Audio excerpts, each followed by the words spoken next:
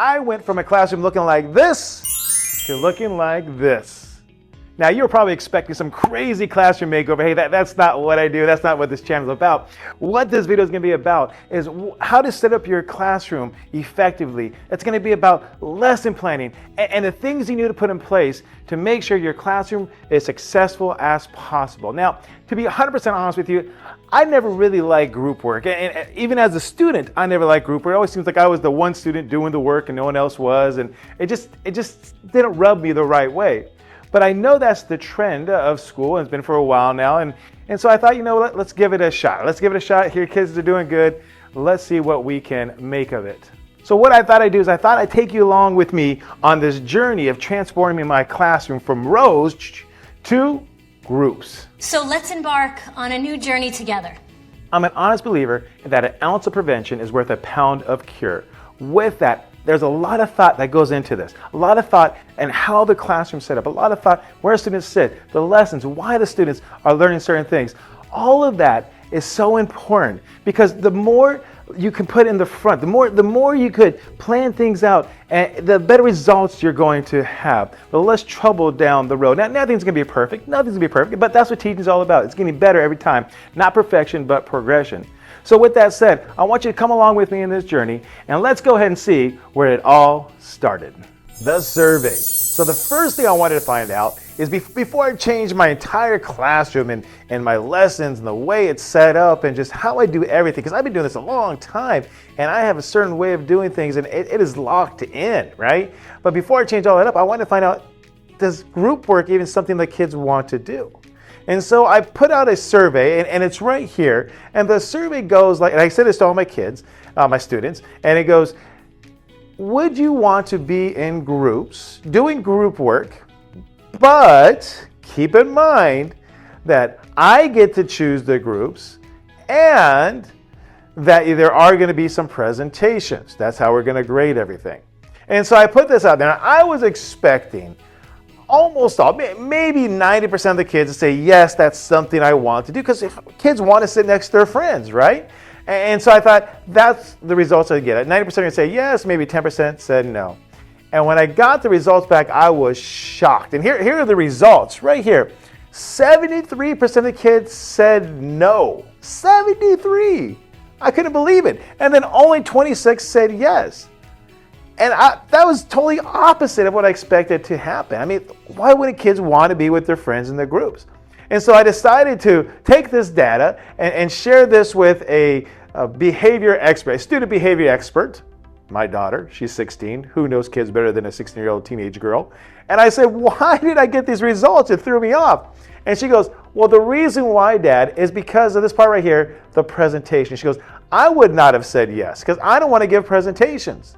And I'm like, that's what it is. And so I think, do I really want to try this? Do I really want to try group work and change everything up if I took that out? And the answer is, yeah, you know what? It's worth a shot. The kids have been incredible this year. Let's give it a shot. So I gave the kids another survey. And I said, all right, guys, let's try this again. How many of you would want to do group work if there were no presentations? Now, I still get to choose the groups. Because you know how it is when you're with your friends sometimes, right? I get to choose the groups, but no presentations. And so now I thought, okay, for sure, 90% are going to say yes, because who does not rather just sit around, talk a bit more versus, in rows and everything. And then here were the results. 58% of the students still said no. And I couldn't believe it. 58 still, more students said no than yes. And I'm like, wow. I thought for sure students prefer in the circles and everything else. And so I thought, let's throw the last one out there. And I was kind of hesitant because, when students kind of sit next to their friends, a lot of times they're distracted. But I thought, so far they've been great this year, so let's give it a shot. And so I gave my students the third survey, and here's what it said. Would you prefer being in groups? You get to choose your own groups, and there'd be no presentations. And so I thought, if they don't say yes to this, then there's no way at all I'm changing everything up. And here's the results. 65% of students said yes. So about 2/3 said yes. And still, surprisingly, 1/3 said no. Now, If I was in their shoes back then, I'd be one of the kids that said no because I never liked the group work. But this is the result. And so with that mentality, I thought, you know what, let's give this a try. 2/3 of the kids said they want to try it, so let's do it. And so that was the first thing I did, was a survey to see if it's even worth me changing everything up. So now that I committed to doing this and the kids said they wanted to do it, that the first question I had is, how am I going to set up everything? You know what I mean? I mean, like, because these are the rows, and I put a lot of thought about how these rows are going to be created and everything else. But if I'm putting it into groups, how am I going to do that? How many students are in a group? The other part of it would be, how many groups are there going to be? What are students going to do in the groups? Do I want the groups to be more spread or more together? All these things had to be thought about. And I put a lot of time into this. And one thing I realized is that for you to have an effective classroom, for me to have an effective classroom, a lot of it comes from the preparation. Now, if you just go in, do your normal, just go in, do something, don't put a lot of thought to it, I mean, students may get something out of it. But the more preparation you put into it, the more planning you put into it, the better off you're going to see the results. And so here's what I decided. Now, these desks were actually created for groups. And that's one of the things I don't like about them, because they're actually on rollers and they move kind of easily and everything else. But they actually are created to be in groups, and specifically groups of 5. And so I thought that is a good number, 5 people in a group. And so I did some quick math. I have 35 kids, 35 desks. So if there's 5 kids per thing, then that would be a total of 7 groups. And so the next question, well, how am I going to put out those groups? How am I going to actually, position things? And so being that this middle of the room is the longest portion right here, I decided to put 3 in the middle. And then on this side near the front, 2. And then on that side, 2. So that'll give you my 7. And then from there, of course, you got to strategize. And here's the important thing. What kids go in what groups? And so I promised the kids that, hey, you guys get to pick the groups. But I threw a little caveat in there. And that's what I told them. I said, you guys get to pick the groups. So that's a good thing. However, you got to understand, you got to pick wisely. Because what happens is your grade is going to be connected to that group. And so if you're picking a group that is not very effective, not very efficient, and messes around, it's going to cost you a little bit on your grade. And so the next question was well, how do we choose the groups? And so I basically told the kids, I said, guys, we're going to be doing groups. Give me about 3 weeks to put this in place, because it takes me 3 weeks to get everything all planned out. A lot of preparation. But I want to know from you, who do you want to be in your group? Or who do you not want in your group? And so that's what they did. And so I said, hey, on a piece of paper, just write down your name plus the people you want in your group and turn it in to me. And so the ironic thing about it, and kind of go along with this survey, about half the kids actually chose some people to be in their groups with. And then the other ones just didn't give me anything at all. And so then from there, what I did is I created the groups. I created 5 kids in a full class, 5 kids in a group, sometimes 4, depending upon how many kids they are. And then, of course, I did about 7 groups or 6 groups, depending on how many kids are in that class. And I actually grouped them together based upon their preference. Because I think it's only fair that if they're going to hold them accountable, they have a say in who they're going to work with. And now the ones that didn't choose anybody, what I did with those, I just kind of thought, what would be some good students to work together?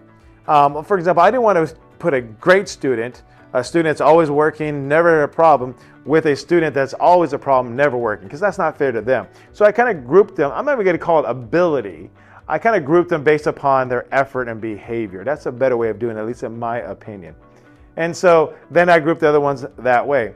But altogether, that is what I came up with. Then from there, I went and created my seating charts. Now, I have very detailed seating charts, and I have other videos that talk about my seating chart itself. But for me, I use my seating chart as a way of keeping accountability on numerous things, such as behavior, such as academics, such as if they speak Spanish, such as if they have an IEP. I use it for everything. So I kept my same kind of premise with it, but I changed the layout, obviously, because the layouts can be different. So I had to change the layout of my seating chart. But what you're going to see, and I'm going to put it up here for you in 1 second, is my seating chart. The purpose of it is, first of all, to track where the kids are at, as far as where they're actually sitting at. But then also on there, it allows me room to write information down, such as behavior or such as if their participation or something else goes on. And so I actually created a seating chart. And then the last thing I did is when I created a seating chart, I let the kids choose, but yet I still had a little bit of flexibility. So for the group of boys that I know always seem to be getting in trouble, I put them closer to me and my desk, which is over there. The students that I know are great, work independently, never a problem, I put them kind of farther away from me over there. Now I'm going to be walking a room, I'm going to be doing my thing, but just the position of where the different groups are at can make a difference. Once again, it's that extra thought that makes all the difference. The more you prepare, the better results you're going to see. So just things that I could easily just randomly put kids where I want to, but I thought it out, what kids would be most successful in what location. And so I did that accordingly. And so now what I got here is the kids got their own groups, but then I actually chose where those groups are going to be located at. And I even went a step further. Kids in that group, I put them in a certain spot. So for example, if there's, I'm gonna call it Johnny. Let's say Johnny's always in trouble or messing around, right? And so I had a choice where to put Johnny at. And so I put him in a group that's gonna be right here, right? And you'll see I put a little circle right here and there. But then where he's at in the group also makes a difference, because I don't want him to be next to Susie or Bethany, who they always get in conflicts with. And so I might put him further away. So he'll be in the group over here, but then he'll actually be positioned over there farther away from the rest of the crowd. It's little details like that that pay dividends in the long run. And so if you put the extra thought into all that, you're going to find yourself having more success overall.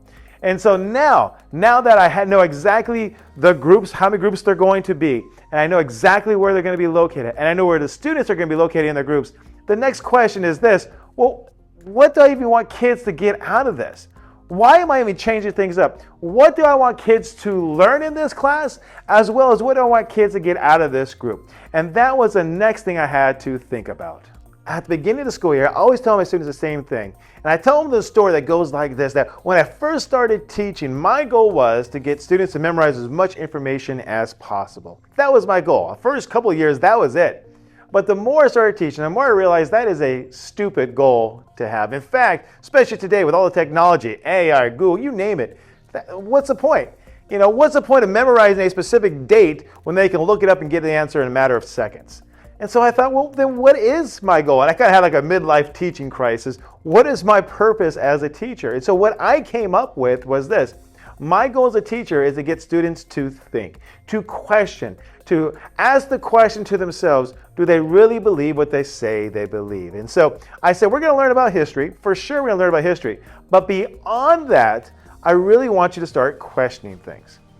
Now, that's it. I still have that belief. That's what I still want students to get out of it. But I thought, I want to take it to the next level. If I'm changing things up and I'm really kind of changing the way I'm going to run my class, there's got to be more. There's got to be a reason I'm doing that. What else do I want students to get out of it?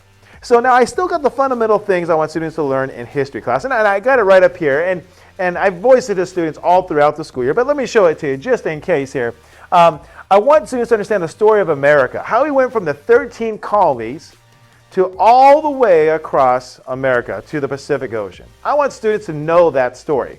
They don't have to know the exact details, but I want them to understand and put it all together how we went from 13 to where we are today. So that's the first thing I want students to get out of this class, is just that basic information, that knowledge.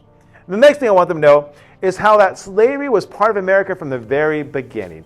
And we talk about themes in this class, and we revisit it, and everything we talk about, we kind of connect with that, because I teach all the way up through the Civil War. And of course, the Civil War is about slavery. And so that was the other part. I want to make sure students understand that connection. And then the third thing I want them to understand is this right here, that as America grew, it came in conflict with other nations, Mexico, Spain, France, and the Native American nations. And so I want them to understand that story as well. So I want them to understand the big story, how America grew, but also the subplots, I guess they're called subplots, I don't teach English, that go along with it. But then, and amongst all that, that's what they want to learn, but I want them to start questioning, and I want them to make connections. But now that we're diving deeper, now that I'm changing things up, I want to take it to the next level, right? And so here's some other things.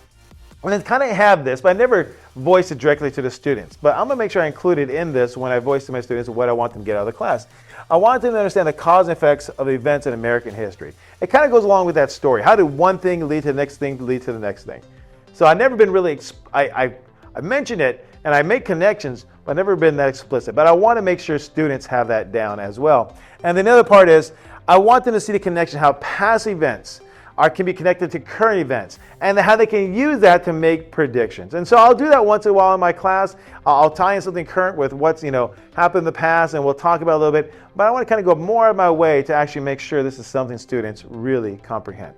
So these are things I want them to learn. But the other part is, what more do I want from them?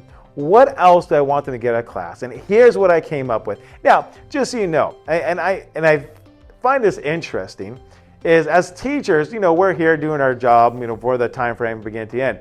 But as a teacher, I am always thinking, it's hard to turn it off now, always thinking how I can improve things, how I can change things. What do I do? If I did this differently with a student, would that change their behavior? If I did this different in a lesson, would that have been a better lesson? And so I'm constantly thinking about different ways to choose things. So these ideas, I have them up here now, right? I have them up here now, but I want to make sure you understand. This wasn't like I just sat down and just typed them up. This is things that I've been thinking about. I'll be in the shower and something, an idea pops in my head. I'll be driving home like, oh my gosh, pull over and make a quick recording of it, just on my phone, a note. This I'll be sitting in my classroom. I'd even be teaching. Next thing I go, oh, that'd be good.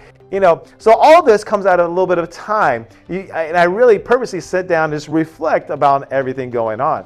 And so with that said, I said, okay, group work, what do I want kids to get out of it? And here's some skills. And these are skills I want students to get out of life. I listen to a lot of podcasts about business, success, and everything, and they always seem to kind of share some of the common thoughts, feelings, common traits, common skills. And so for me, I think these are crucial things to have just in life in general. And I thought, how can I incorporate these things into my lessons?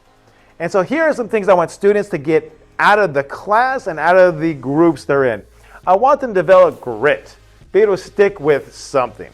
All right. I want them to have the ability to read. And now for our class, we decided, or for my school, we decided as a school that we're going to set aside a certain time for students to work on a program. It's called iReady, where they learn to read. And so I think that those two things fall under the grit category and it has fallen under the reading category, because the kids are going to have to be doing this about 30 minutes straight on the computer, 30 minutes straight. That takes a little bit of grit. When it comes time for state testing, it's going to take a little bit of grit. And so with that, that's how I think these two things are going to be impacted by using this program. So that kind of reinforces that idea. So that's one thing I want kids to get out of this group work and out of the class as well. The other thing is, I want students to know how to learn.